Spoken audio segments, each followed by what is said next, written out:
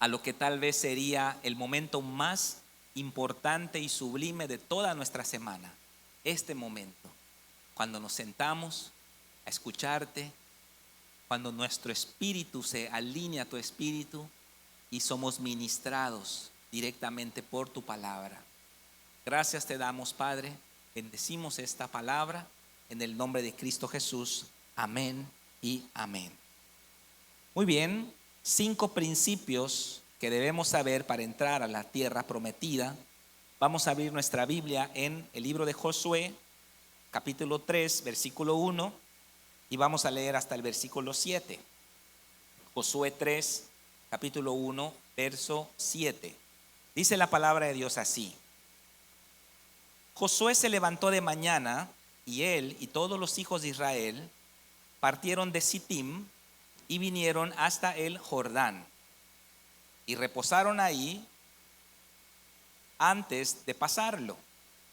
Y después de 3 días, los oficiales recorrieron el campamento y mandaron al pueblo diciendo: cuando vean el arca del pacto de Jehová vuestro Dios y los levitas sacerdotes que la llevan, vosotros saldréis de vuestro lugar y marcharán en pos de ella, a fin de que sepan el camino por donde han de ir, por cuanto ustedes no han pasado antes de ahora por este camino.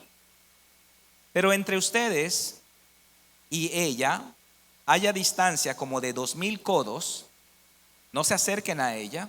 Y Josué dijo al pueblo: santifíquense, porque Jehová hará maravillas entre ustedes. Y habló Josué a los sacerdotes diciendo: tomen el arca del pacto y pasen delante del pueblo. Y ellos tomaron el arca del pacto y fueron delante del pueblo.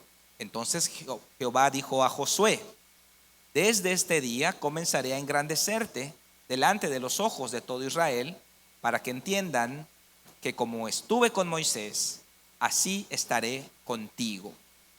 Amén.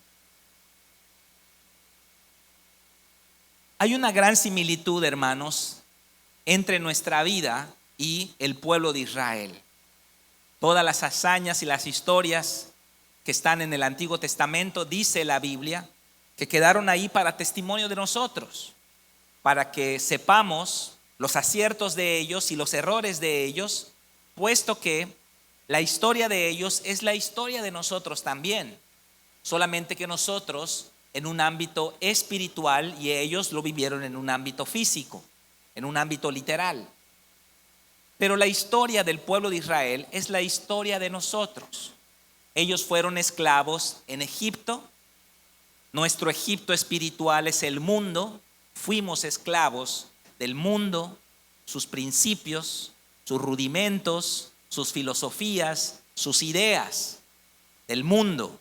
Fuimos esclavos de Faraón, de Satanás. Moisés nos liberó, Cristo nos liberó.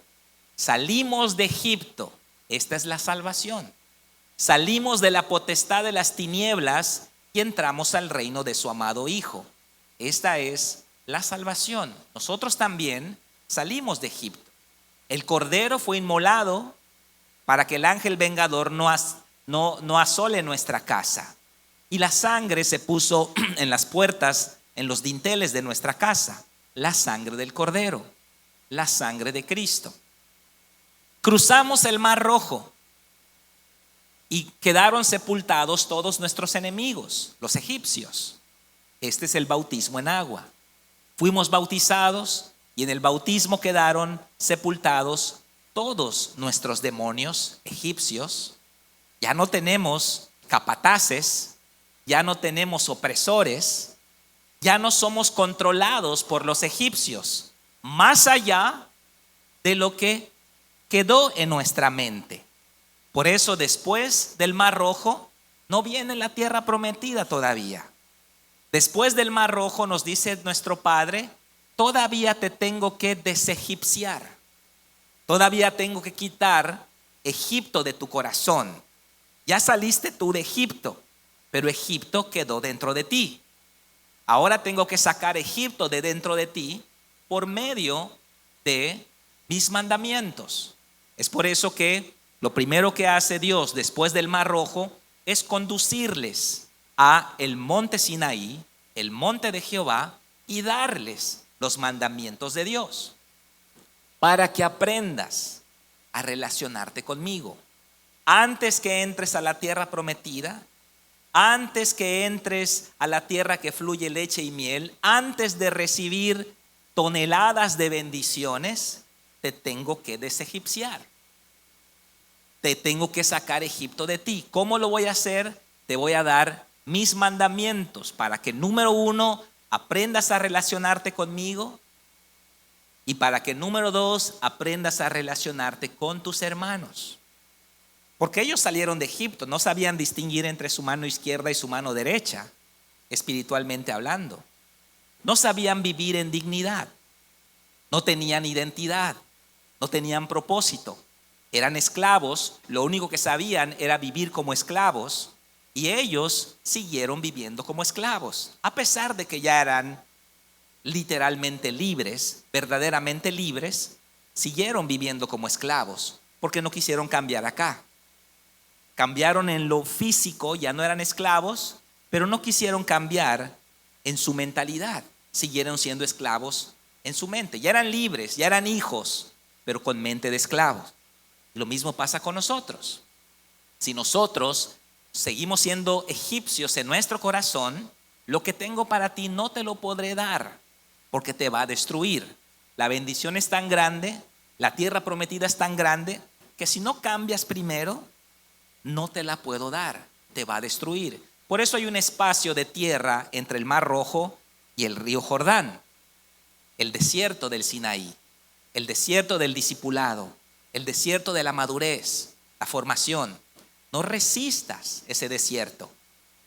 No hay atajos, no quieras pasarlo en avión, no quieras brincarte ese desierto, porque no puedes entrar a la tierra prometida si primero no eres procesado. No puedes heredar la tierra que fluye leche y miel si no pasas por este proceso necesario para desegipciarte. Ahora, ¿cuántos de ellos pasaron a la tierra prometida?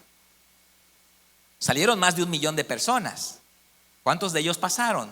2 nada más. Solamente 2 personas, Josué y Caleb. Solo ellos 2 entraron. Ni siquiera Moisés entró a la tierra prometida. ¿Por qué? Porque no entraron. Porque fueron obstinados.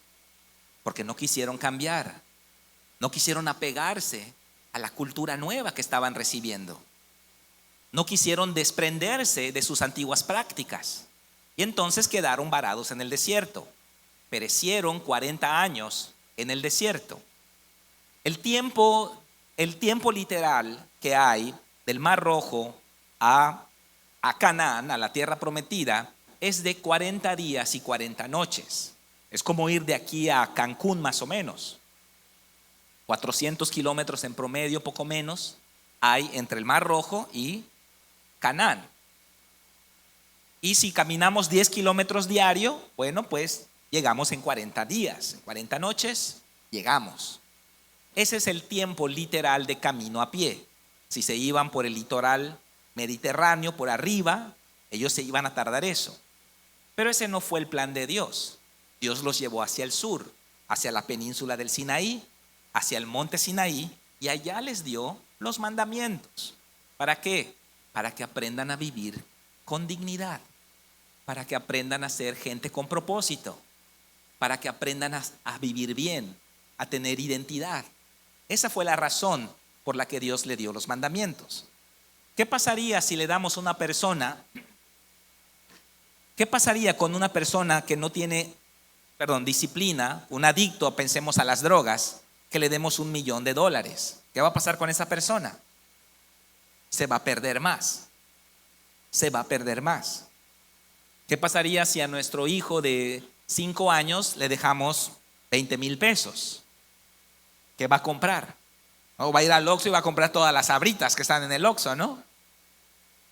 Y va a comer solamente eso, y el día de mañana lo vamos a estar llevando al hospital por un problema intestinal, ¿no? ¿Por qué? Porque necesitamos madurar. La madurez es requerida para la administración de la gracia de Dios. Si no hacemos eso, tampoco entras a la tierra prometida. Te quedas en el desierto, dando vueltas en el desierto por la incredulidad, por la obstinación de querer seguir haciendo las cosas a nuestra manera. Así que aquella generación que salió de Egipto no es la generación que entró a la tierra prometida. ¿Quiénes entraron? Los niños, ¿verdad? Los que eran niños en el tiempo que salieron de Egipto, que no estaban adoctrinados con la doctrina egipcia, ellos pudieron entrar con Josué y con Caleb. Ellos entraron a la tierra prometida. Entonces el desierto es el discipulado. El Mar Rojo es el bautizo, el desierto es el discipulado, el río Jordán es el bautismo en el Espíritu Santo y la tierra prometida es nuestro llamado. Nosotros vamos a fluir en la plenitud de nuestro llamado cuando seamos bautizados en el Espíritu Santo, cuando entremos a la tierra prometida. Por eso la historia nuestra es la historia del pueblo de Israel. Ahora, vemos en este pasaje varias cosas. Vemos varios principios. Y les dije que el título son 5 principios que debemos saber para entrar a la tierra prometida. Primer principio: puede cambiar la presentación, pero nunca cambia la visión. Este es el primer principio. Puede cambiar la presentación, pero nunca cambia la visión. Josué iba a tener la misma visión que Moisés. Josué no es que diga, bueno, ya murió Moisés, pues ya no vamos a ir a Canaán, ahorita vamos a ir a, no sé, al Caribe mexicano, ¿no? Está mejor allá. O vamos a ir a, no sé, a Japón. No, sigue la misma visión. Puede cambiar la presentación, puede cambiar la forma externa, pero no cambia la visión. Tenemos que entender que por 40 años ellos habían hecho las cosas de una manera, se habían organizado en el desierto. Ellos tenían una forma de organizarse en el desierto. Las tribus ya tenían una sección en donde debían estar. No lo dice la Biblia, pero yo me atrevo a pensar que habían calles ya definidas.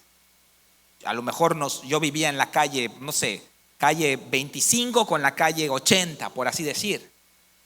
Y toda esa distribución de las tribus, de las casas de los israelitas en el desierto era portátil, ¿verdad?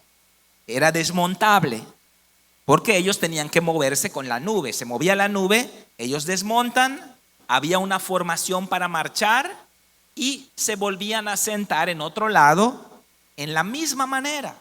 O sea que yo quedaba siempre en la misma calle, en los mismos cruzamientos, aunque ya estábamos en otra ubicación. Todo era portátil, el tabernáculo era portátil, las casas eran portátiles, todo era portátil.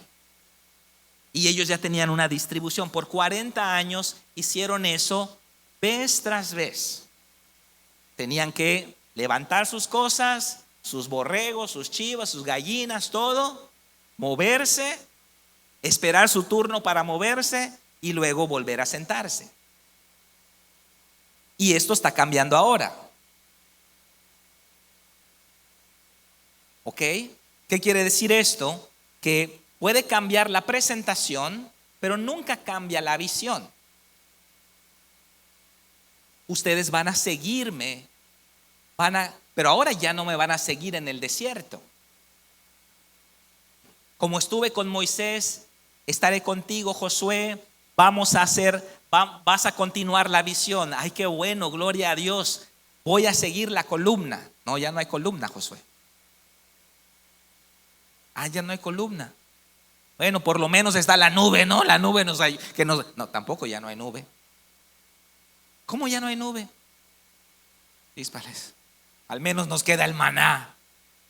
Ya no hay maná tampoco. ¿Qué? ¿Ya no hay maná? Sí, tampoco el maná ya no hay. Cesa el maná. Cuando llegan a la tierra prometida, ya no hay maná. Híjole. Bueno, al menos nos queda la ropa que crece con nosotros, ¿no? Los zapatos y la ropa que crece solita con nosotros. No, tampoco eso termina. ¿Qué? ¿Cómo? Puede cambiar la forma, pero no cambia la visión. Dios puede cambiar el envase, pero nunca va a cambiar la base. Pensemos en la Coca-Cola, ¿no? ¿Cuántas veces ha cambiado su envase, su presentación? A través de los años, ¿no? Vemos las publicidades antiguas de la Coca-Cola, donde pues la botella era muy diferente. Ahora son latas o son PET, no sé. Pero el producto es el mismo. Se puede cambiar la presentación, pero nunca cambia la visión. Ese es el primer principio que tenemos que aprender para prepararnos para desarrollar nuestro llamado. Hoy han cambiado las formas. En este momento estamos transmitiendo en vivo en nuestras redes sociales.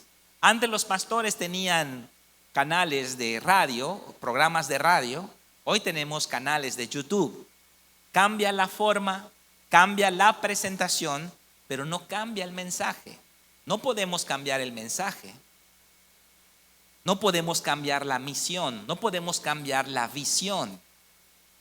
Tenemos que seguir predicando el mismo evangelio que predicó Jesús en el siglo XXI, con las formas externas del siglo XXI, con el lenguaje del siglo XXI, con la tecnología del siglo XXI, pero con la esencia del siglo I, con los fundamentos del siglo I, con los rudimentos y las bases de Cristo mismo. Seguimos predicando Hechos 3:19, que dice, ¿qué dice? Arrepentíos y convertíos para que sean borrados vuestros pecados, para que vengan de la presencia del Señor tiempos de refrigerio. Ese sigue siendo el mensaje. No cambies la visión, solo puedes cambiar la presentación. Puedes cambiar el envase, no puedes cambiar la base. Puedes cambiar la forma, pero no puedes cambiar la esencia. La presentación puede ser de una forma o de otra. El mensaje tiene que ser el mismo. ¿Y cuál es el problema de la iglesia del siglo XXI? Que cambió la esencia del mensaje. Cambia también la base, cambia el fundamento. Y ahora se predica Hechos 3:19, pero de una forma distinta. Se habla de tiempos de refrigerio. Se habla de las bondades y la gracia de Dios y el amor de Dios y la bondad de Dios y el perdón de Dios y la misericordia de Dios, pero ya no se menciona la responsabilidad humana de arrepentirse y de convertirse. Es un mensaje diluido, es un mensaje humanista, es un mensaje positivista, es un mensaje popular. ¿Quién no quiere escuchar que Dios le va a bendecir? ¿Quién no quiere escuchar que Dios le va a perdonar todo lo que haga? Todos queremos escuchar eso. Pero ¿qué es lo que dice el mensaje correcto? Arrepentíos y convertíos para que sean borrados vuestros pecados y para que vengan de la presencia del Señor tiempos de refrigerio. No podemos predicar tiempos de refrigerio si no hablamos de la responsabilidad humana de arrepentirse y obedecer al Señor. Así es como vienen tiempos de refrigerio.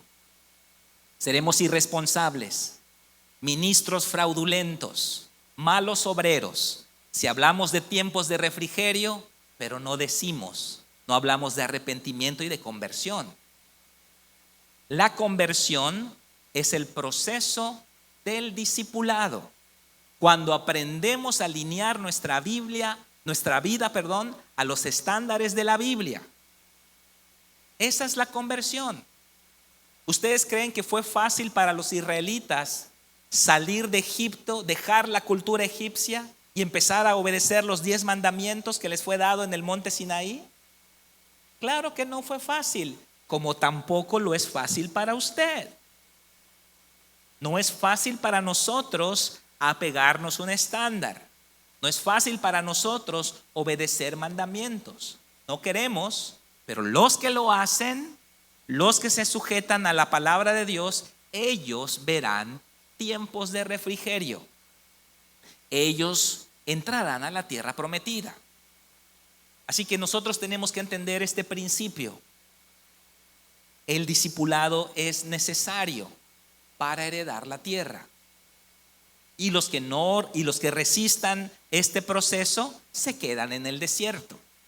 Yo conozco mucha gente que está en el desierto. Tengo amigos que conocieron a Cristo al mismo tiempo que yo o en ese tiempo y están en el desierto porque se empeñan a seguir haciendo las cosas a su manera. Entonces, el primer principio que vamos a aprender para entrar a la tierra prometida, a nuestro llamado, es: podemos cambiar la presentación, pero nunca cambiemos la visión. Segundo principio: como estuve con Moisés, estaré contigo, pero tú no eres Moisés. Ese es el segundo principio. Como estuve con Moisés, estaré contigo, pero tú no eres Moisés. Moisés era otra persona. Moisés fue diferente. Moisés tuvo una personalidad, tú tienes otra personalidad. Como estuve con Moisés, estaré contigo, Josué. Entonces yo vi que con Moisés estuvo la nube. No, ya no hay nube. Y la columna, ya no hay columna. Y el maná, tampoco ya hay maná. Oye, ¿no que como estuviste con Moisés estarás conmigo? Sí, voy a respaldarte como respaldé a Moisés, pero tú no eres Moisés. Tu contexto no es el contexto de Moisés. No hemos cambiado la visión, pero la forma en que voy a trabajar contigo es diferente. Como estuve con Moisés, estaré contigo, pero tú no eres Moisés. En el versículo 7 del capítulo 1, si quieren regresar una página nada más, miren lo que dice el versículo 7. Solamente esfuérzate y sé muy valiente para cuidar de hacer conforme a toda la ley que mi siervo Moisés te mandó, y no te apartes de ella, ni a diestra ni a siniestra, para que seas prosperado en todas las cosas que emprendas. No te vas a separar de esa ley. No hay nuevos estándares, son los mismos estándares. No voy a hacer excepciones contigo, es lo mismo todo. No mientas, no seas deshonesto, no copies en el examen, no chafees las tareas de escuela de discípulos. Entonces, pero en la forma en que voy a trabajar contigo es muy diferente como trabajé con el pastor Carlos. Yo te di unos dones, una individualidad, una personalidad muy distinta, y tu predicación va a ser distinta, aunque no te vas a salir ni a izquierda ni a derecha de la ley que yo te mandé. Tu ministerio va a ser muy distinto, aunque vas a tener la misma visión. Pero vas a desarrollar ese ministerio de acuerdo a tu personalidad y a tu llamado personal, valga la redundancia, a tu particularidad. Es por eso que Josué no hizo tantos milagros como Moisés, pero Dios estuvo con él como estuvo con Moisés. Pero Josué conquistó 7 naciones que no conquistó Moisés. Josué fue un conquistador, Moisés fue un profeta. Llamados distintos, misma visión. Así que el segundo principio para prepararnos a entrar a la tierra prometida es: como estuve con Moisés, estaré contigo, te voy a respaldar, pero tú no eres Moisés. No trates de imitar a otro, porque tú tienes una individualidad, una personalidad, tienes un llamado específico, tienes una particularidad distinta a los demás. Hay lineamientos generales, no te apartes ni a diestra ni a siniestra. Apégate a toda la ley que le di a mi siervo Moisés, pero hay elementos individuales que tú vas a desarrollar en tu vida personal. Amén. Muy bien, avanzamos entonces. Principio número 3. Nunca has pasado por este camino. ¿Qué es lo que dice este versículo? Regreso al capítulo 3 de Josué.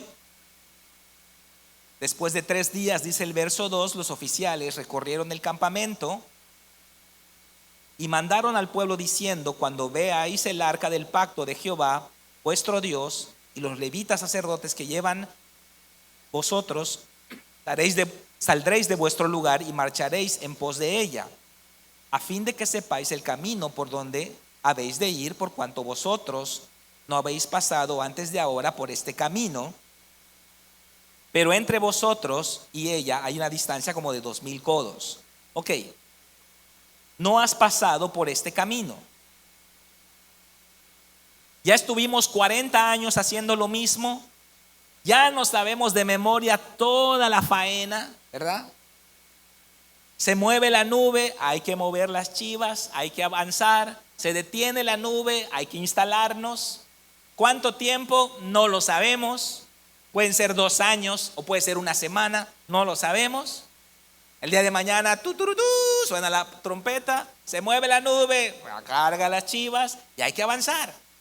Tenemos 40 años haciendo lo mismo, pero ahora es distinto. Nunca has pasado por este camino. Estás a las puertas del Jordán. Ha terminado tu proceso de discipulado. Estás saliendo del desierto. Vas a entrar a la tierra prometida. Ese es mi objetivo para contigo. El objetivo no era cruzar el Mar Rojo. Ese era un proceso para alcanzar otro objetivo superior. Mi objetivo no es el desierto. No quiero dejarte en el desierto. El maná era una medida temporal. La ropa que crece era una medida de contingencia temporal. No es mi objetivo. No es el enfoque, no es el fin. Solo es un procedimiento para alcanzar otro objetivo superior. ¿Cuál es ese objetivo? La tierra prometida, tierra buena y ancha, tierra que fluye leche y miel. Ese es mi objetivo. ¿Cuál es mi objetivo? Tu llamado. Para que tú desarrolles tu llamado, necesito procesarte primero, sacarte de Egipto, bautizarte, matar a tus demonios egipcios, que aprendas en el desierto a obedecerme. Y cuando tu proceso de madurez esté listo, vas a entrar a la tierra prometida. Ese es mi objetivo. Tierra buena y ancha, tierra que fluye leche y miel. En tu vida va a fluir la leche y la miel. La leche es la palabra, la miel es el espíritu. La leche es la palabra, la miel es el espíritu. Tiene que haber un balance entre estas dos cosas. Necesitamos empezar a caminar por el espíritu.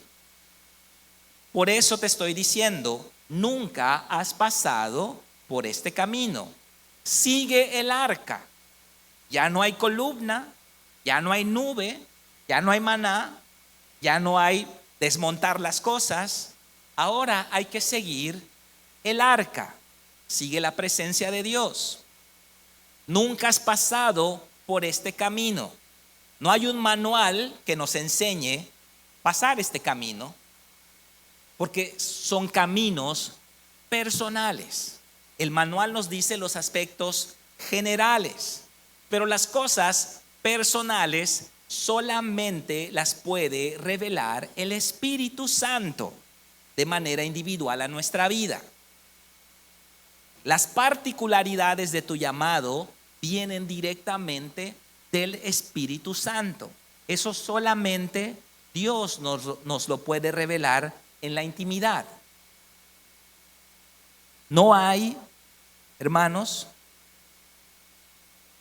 no hay un manual para la vida en el Espíritu. La vida en el Espíritu es algo que nosotros tenemos que pasar. Nunca has pasado por este camino. No hay nadie que te diga, mira, al Espíritu Santo tienes que hablarle así y así, porque el Espíritu Santo es distinto con cada uno de nosotros. Trata de manera distinta con cada uno de nosotros. Nos pide cosas distintas a cada uno de nosotros. Pero nunca hemos pasado por este camino. Así que tenemos que aprender a vivir bajo la guianza del Espíritu Santo. Aquí tenemos 3 aspectos que tenemos que considerar en este punto. Número 1, antes de Cristo vivíamos, espero que ya no estemos allá, hermanos. Antes de Cristo vivíamos en el mundo de las emociones, en el mundo de los sentimientos. Vivíamos en nuestros razonamientos, vivíamos guiados por nuestras tendencias, por nuestras argumentaciones. Esa era la única ley que había en nosotros. No había mandamientos, no había directrices, no había estándares. Cada uno hacía lo que bien le parecía. Y cada uno era justo en sí mismo. Eso es del mundo. Ese es el mundo. Si usted vive así, aún, pues qué pena, hermano, pero eso era la vida en el mundo. Por eso, Romanos 2:14, solamente leo para ustedes, no lo busque, dice: cuando los gentiles que no tienen ley hacen por naturaleza lo que es de la ley, estos, aunque no tengan ley, son ley para sí mismos, mostrando la obra de la ley escrita en sus corazones, dándole testimonio su conciencia y acusándoles o defendiéndoles sus razonamientos. Esta era nuestra forma de vivir antes de Cristo. Cada uno hacía lo que bien le parecía y cada uno justificaba lo que hacía, aunque estuviera mal. Uno lo justifica. Yo me fui con esta otra mujer porque mi esposa me orilló. No sabes cuánto sufrí. Y entonces decimos que somos guiados por fuerzas externas, nos movieron a hacer las cosas. No es que yo sea malo, no, yo no soy malo. Fui inducido a hacer esto. Esa es la vida del no creyente. Ese es el estándar del no creyente. Luego los creyentes, cuando venimos a Cristo, es cuando vamos al monte Sinaí, aprendemos a vivir no por sentimientos, sino por mandamientos. No por razonamientos vivimos, sino por estatutos y decretos dados por Dios. O sea que el verdadero creyente, hermanos, va a subordinar sus emociones, va a subordinar sus razonamientos y sus pensamientos a la palabra de Dios. Esta es ahora mi autoridad. No quiero diezmar, pero la palabra de Dios está por encima de lo que yo quiero hacer. Este es el discípulo de Cristo. Si usted no está a este nivel, usted no es discípulo de Cristo, usted es feligrés. No quiero perdonar, pero ni modo. La palabra me dice que yo perdone y te perdono. No quiero servir, pero ni modo, pásame esa escoba, caramba, barro. O sea que ya no andamos en la esfera de las emociones, ya no andamos en el mundo del sentimiento, ahora estamos bajo mandamientos. Ese es el creyente. Ese es el creyente. Y estamos confinados a los estándares bíblicos. Ese es el creyente. Ese es el discípulo de Cristo. Pero aquí Dios nos llama a un tercer nivel superior a este. la vida en el Espíritu. La vida en el Espíritu no sustituye la vida de mandamientos, como algunos malinterpretan. No reemplaza los estándares divinos. Ay, ahora ando en el Espíritu. Lo que diga el Espíritu Santo, eso vamos a hacer. Oye, ¿no vas a perdonar? No me ha dicho nada el Espíritu Santo. No perdono todavía. Esa persona está en la esfera de la emoción todavía. Porque el que anda en el Espíritu parte de la vida de los estándares establecidos para andar en el Espíritu. ¿Acaso el Espíritu nos va a pedir que violemos un mandamiento de Dios? ¿Ustedes creen que el Espíritu nos va a pedir que hagamos algo así? Pastor, ya me reveló el Espíritu Santo. Uy, que me debo divorciar, pastor. ¡Esta mujer es de Satanás! Y usted puede inventar muchas cosas, pero se estaría engañando usted mismo. El Espíritu Santo nunca nos va a sacar de los estándares de la presencia de Dios. Imagínense entonces, todo sería subjetivo. Todo sería lo que yo sienta, eso es lo que voy a hacer. Todo sería lo que pensemos, y ahí el Espíritu lo que nos diga. Ni modo me lo dijo el Espíritu, pero sí, usted dice que le dijo el Espíritu, y él dice que le dijo el Espíritu, y el otro dice que le dijo el Espíritu. ¿Y a quién de los tres le habló el Espíritu? Por eso no salimos de la base, no salimos del estándar, no salimos de la vida de mandamientos, pero andamos sobre esa vida en el Espíritu. La vida en el Espíritu es la vida práctica de la vida de mandamientos. Nunca has andado por ese camino. Nunca nosotros supimos cómo se pone una casa hogar. Pero ustedes creen que ese mandamiento del Espíritu Santo viola la palabra de Dios, ¿no? O sea que dentro de las generalidades de la palabra de Dios están las particularidades del Espíritu Santo.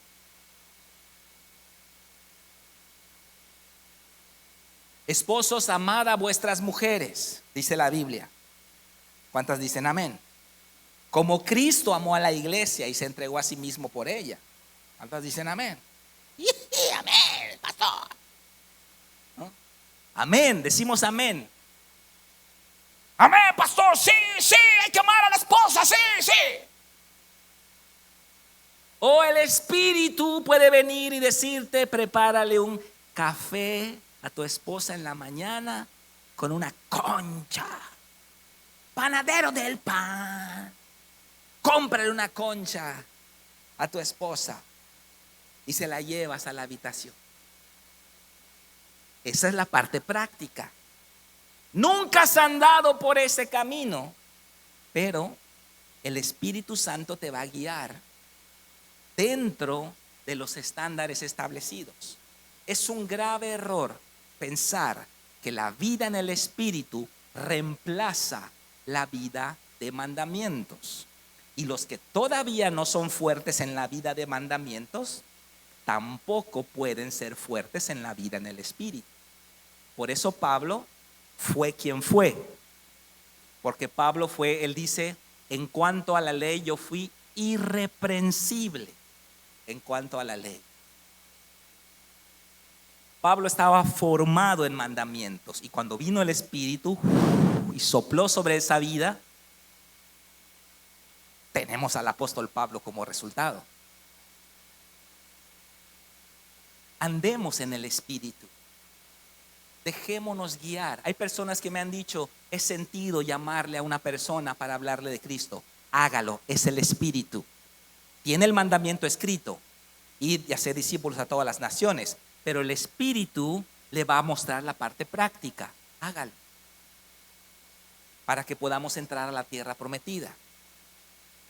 Cuarto principio, mantén una distancia de 2000 codos, dice el mismo versículo 4, pero entre vosotros y ella haya distancia como de 2000 codos, no os acerquéis a ella. ¿Qué significa esto? 2000 codos es un poquito menos de 1 kilómetro en nuestras medidas normales.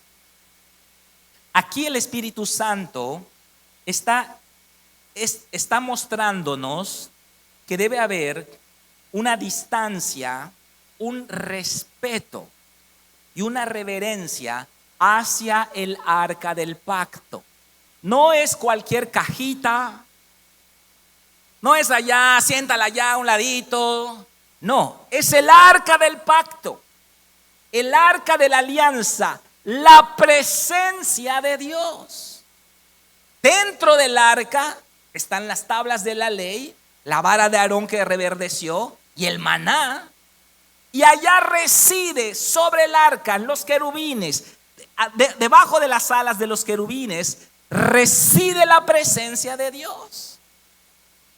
No es cualquier cajita, es el arca del pacto. Tenemos que reverenciar la presencia de Dios. Si quieres entrar a la tierra prometida, tienes que aprender a respetar las cosas santas de Dios. Y aquí nuestra generación obtiene una espantosa X. Aún la iglesia. Venimos de esta generación nihilista. ¿Sabe qué es esa palabra? El nihilismo. Bueno, se la voy a decir porque está en el diccionario. Es una corriente filosófica que niega la existencia y el valor de las cosas. Es la negación de toda creencia, todo principio moral, religioso, político o social. La generación Hakuna Matata, ¿no? Hagan lo que quieran, no importa. En el nihilismo no hay nada santo. En el nihilismo no hay nada sagrado. La sexualidad no es sagrada, la sexualidad no es santa. La sexualidad es cualquier cosa. Vayamos y ejerzamos nuestra sexualidad. Es tu derecho, es tu cuerpo, ¿no? Ese es el nihilismo. No hay nada santo, no hay nada sagrado, no hay nada que reverenciar. Con esa doctrina llegamos a Cristo. Y entonces estamos en Cristo con un nihilismo espiritual y hoy tampoco las cosas son santas. ¿Sabía que la mesa de su casa es santa? ¿Sabía que la mesa donde se sienta a comer es santa? No participe de los alimentos hasta que no le haya dado gracias a Dios. Si no, usted está practicando el nihilismo. Hemos salido de esa religiosidad tan grande que había, que ahora estamos en el otro extremo de la soga. Estamos en el nihilismo. Está alguien orando acá y nosotros estamos checando el celular. No hay reverencia a la palabra de Dios. ¿Vas a la iglesia el domingo? Bueno, ¿quién predica? Hermano, no importa quién predique, importa la palabra. Porque ¿qué es el púlpito? Es un lugar santo, es un lugar de autoridad. Un hombre común deja de ser común cuando se para aquí y se vuelve un portador, un portavoz de la palabra de Dios. No importa quién se pare aquí, reverencie la palabra, reverencie la presencia de Dios. Para el nihilista no hay nada santo, no hay nada especial. Ese es un mensajillo como cualquier otro. Santa Cena, es pan, es cualquier cosa. No estamos discerniendo el cuerpo y la sangre de Cristo.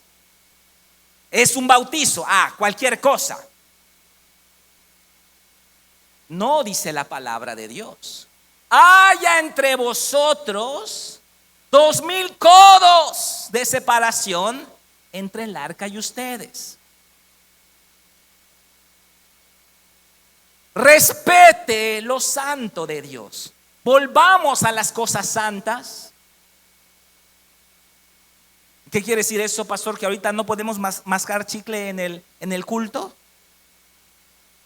Yo les he dicho, este es un lugar de ladrillos y de cemento, un edificio cualquiera.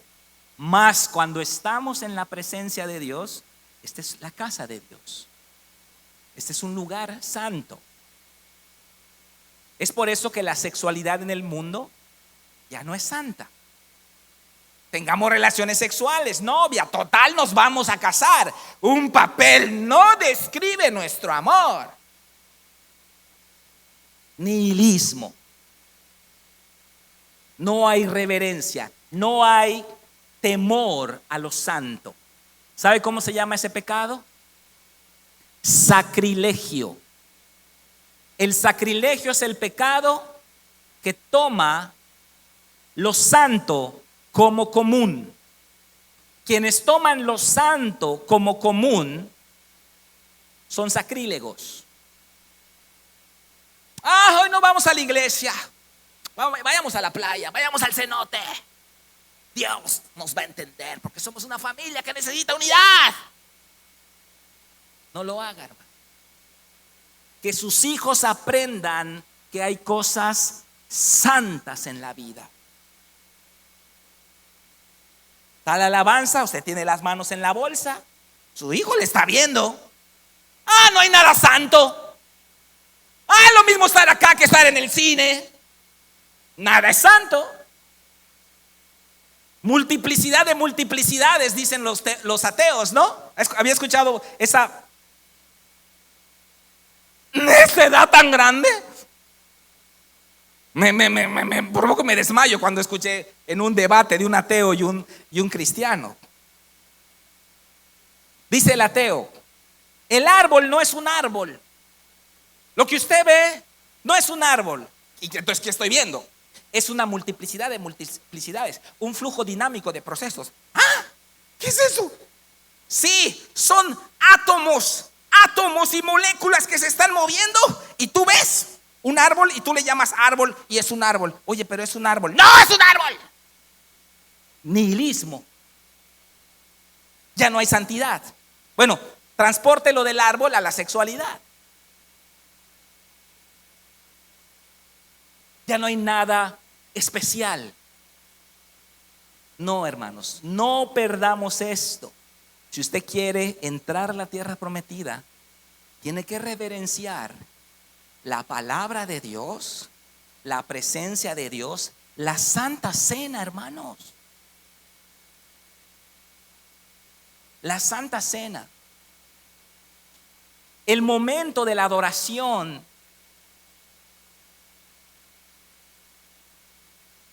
Haya entre vosotros 2000 codos de distancia, un respeto sublime a la presencia de Dios.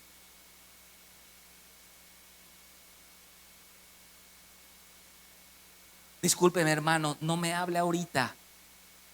Está la palabra de Dios.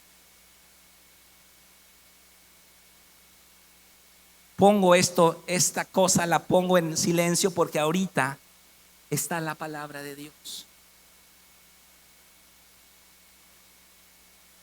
Y en quinto lugar y último,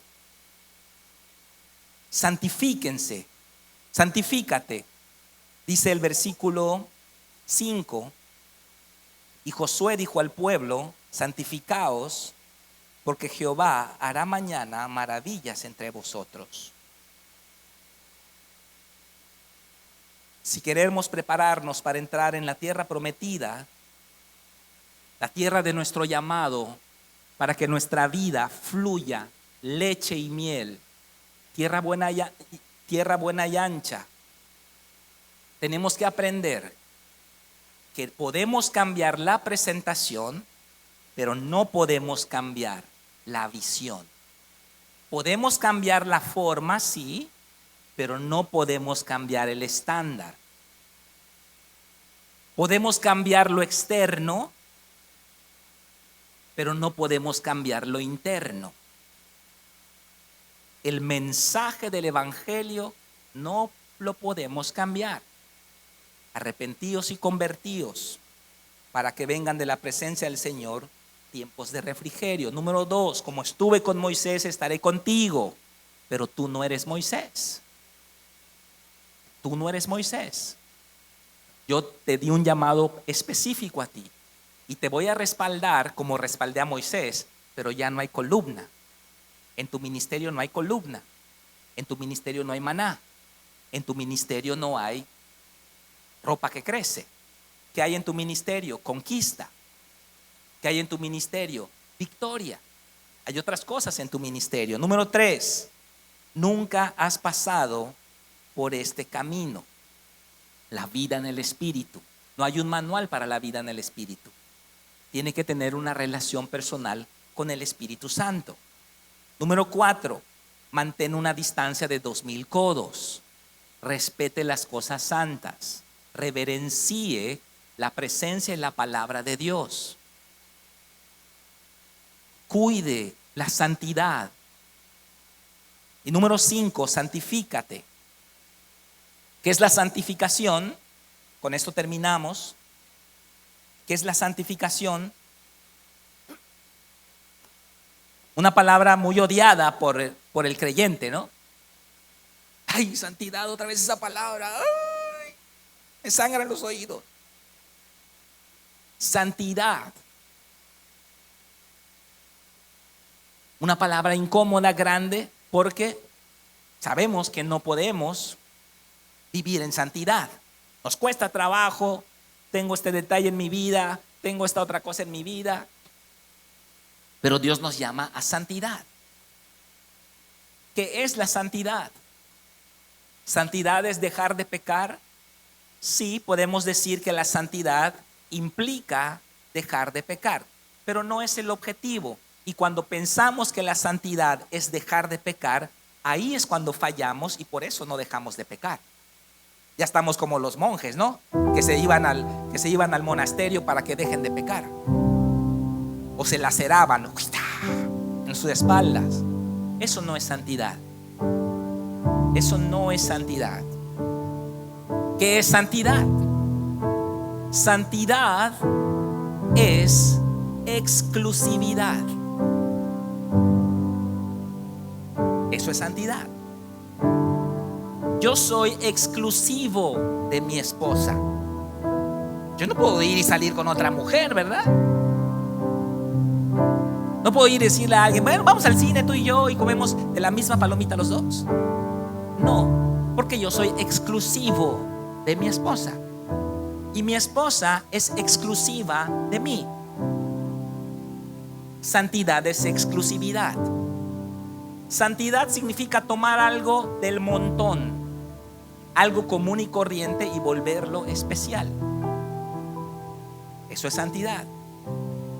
Tomar una silla, por ejemplo, que no es diferente a todas las demás, pero reservarla y decir, aquí se va a sentar el gobernador. Nadie se siente en esa silla. ¿Es común y corriente? Sí. ¿Hay algo diferente en ella? No, pero la estamos reservando. Eso es santidad. Santidad es que usted sea para Dios. Santidad significa que usted va a salir de lo común y de lo ordinario para entrar a lo especial y a lo extraordinario. Andar de chismoso no es salir de lo ordinario, ¿no es cierto? ¿No? Uno está haciendo lo común y lo ordinario. Cuando uno es santo, sale de lo común y de lo ordinario y hace algo que pocos hacen, lo extraordinario. Somos llamados a ser santos. Somos llamados a practicar la santidad de nuestra vida, a crecer. Ya no esté entre lo bueno y lo malo, porque ese es el mundo. El mundo está entre lo bueno y lo malo, ¿no? ¿Qué dice el mundo? ¿Qué hago? ¿Voy a la iglesia o voy a tomar las cervezas al malecón? No sé. Ese es el mundo. Está entre lo bueno y lo malo. No, usted no puede estar allá. Nosotros tenemos que avanzar en la santidad y debemos estar entre lo bueno y lo mejor. Es bueno jugar fútbol, pero mejor voy a la iglesia. Es bueno, hijos, que vayamos a la playa, pero mejor vamos a la iglesia. Es bueno que yo administre mis finanzas, pero debo diezmar. Usted pasa de estar de lo malo y lo bueno a estar entre lo bueno y lo mejor, pero se santifica y ahora está entre lo mejor y lo excelente. Es bueno ir a la iglesia, es lo mejor ir a la iglesia, pero voy a llegar temprano, te voy a adorar, te voy a exaltar, te voy a glorificar. Y luego pasamos a estar entre lo excelente y lo glorioso. Y somos santos, exclusivos para Dios. Ya no hacemos lo ordinario, hacemos lo extraordinario. Nos reservamos para Dios y Él nos revela sus secretos. Porque dice la Biblia que la comunión íntima de Jehová es para con los suyos, para con los que guardan sus mandamientos, los que andan en su pacto. A ellos va a revelar Jehová sus secretos, no al populacho, a los que se santifiquen. Crezca en santidad, prepárese para el desarrollo de su llamado. Felicito a muchos de ustedes que están en esa batalla. Cuando usted está en esa batalla y está sufriendo, yo le digo, ese es el camino. Está saliendo Egipto de su corazón. Está en el desierto. Es incómodo el desierto, sí, pero es bueno, porque le va a preparar para recibir la tierra prometida. ¿Cuántos quieren la tierra prometida? Vamos a dar un aplauso a nuestro Padre Celestial. Y vamos a ponernos todos de pie. Cierre sus ojos. Ponga las dos manos en su corazón. Dígale: anhelo tu presencia, Padre. Anhelo tu presencia, Padre. Anhelo tu presencia.